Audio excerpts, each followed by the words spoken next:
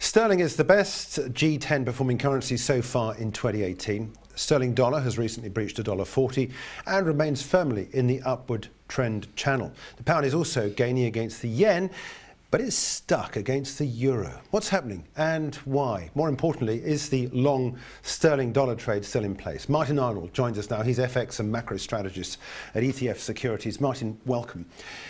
What's been the driver so far this year for sterling, especially against the dollar? We've been talking a lot about weak dollar, but some of it seems to be impetus for sterling itself. Yeah, I think it's very much coming from the sterling side of the trade. There's a couple of things, and sterling, as you know, is very much tied to volatility. We're seeing volatility quite low in the FX market in 2018.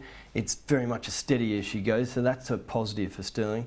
But we're also seeing on the political front and the Brexit front some better noises coming from Prime Minister May's government. She's slowly getting the house in order, and some of the other EU leaders are talking a more positive tone re the Brexit negotiations. Yeah, let's take a look at the chart, because I think this is interesting for if no other reason other than just to follow exactly where we are. We've been following this upward trend channel. In fact, after the jobs data we got out on the morning of Wednesday, which was pretty much in line with expectations. You can see now, referencing back, we're now midpoint on the way we saw down on that day of the Brexit vote back in June 2016. Are you happy still long on this trade? I mean, it was upward trend channel would indicate that this upward resistance point is going to rise anyway, but it seems like we're going to breach that anytime soon. 150, is that where we go? I think I'd be cautious on making sort of prognostications about 150, because it has been a very strong move, and the investor positioning in the futures market does seem to be becoming more stretched. So if we start to see a bit more softer economic data, as we saw last week in the retail sales, and if that follows through to the GDP numbers, then I think the central bank, Governor Carney, may be more reluctant to be talking a hawkish tone, and that could put pressure on sterling. Yeah, talking about central bank activity against the yen, the Japanese, of course, still have negative deposit rates, but it's rising as well against the yen. Is there anything worth talking about that trade, or is it just against sterling?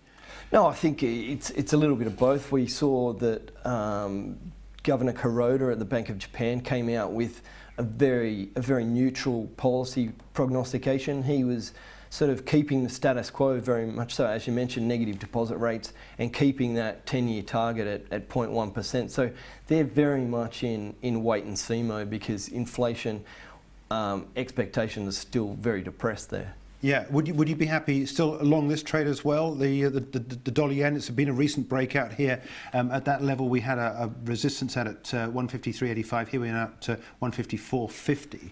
I'd be very much more positive about sterling yen than cable, because I think on the other side of the trade, the yen and the dollar side of the trade, they're in very much different circumstances from the central bank perspective, and I think going forward, we see dollar strength because we see inflationary expectations starting to rise and likely to break out in 2018, and that's going to warrant more aggressive action from the Fed compared to the very cautious nature of the Bank of Japan. Yeah, what's all this going to mean then for sterling euro? As I said at the top, this has been a trade which really hasn't gone an awful lot of places in the last few months or so. Yeah, I think it's made some moves. Sterling has made some moves against the euro, but obviously not as bigger moves against what was seen in cable, and that's for similar reasons. We've seen very good economic numbers coming out of the eurozone, as we've seen on this side of the channel, and investors are very sort of confident that the ECB is going to be quite hawkish in 2018. We're sort of on the different side of that, and we think that euro trade is starting to become very stretched, and investors are starting to get ahead of themselves in how aggressive the ECB is going to be. Yeah, we'll get on to the euro specifically in another interview with you today as well, which viewers can catch up with on the IG platform. But when looking at sterling euro, you mentioned Brexit earlier on. I mean, these are the two sides that are coming together in the Brexit negotiations. I keep hearing from a lot of the commentary is that, oh yeah, we've got looking like a good deal against Europe. It's not all about that, is it? It's all about a mutually appreciative deal. When you get one side winning in a trade deal, you always get one side losing, and that's not what anybody wants to see.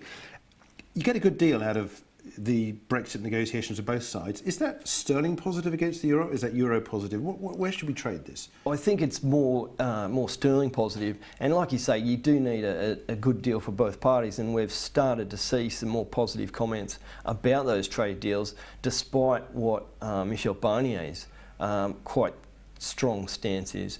And because I think we saw the significant weakness on after the referendum on the sterling side, I think that is likely to be more positive for sterling when we're hearing about more beneficial deal. Yeah. Okay. So as we start at the top, one of the best performing currencies in G10 so far this year, sterling. Do you see that continuing?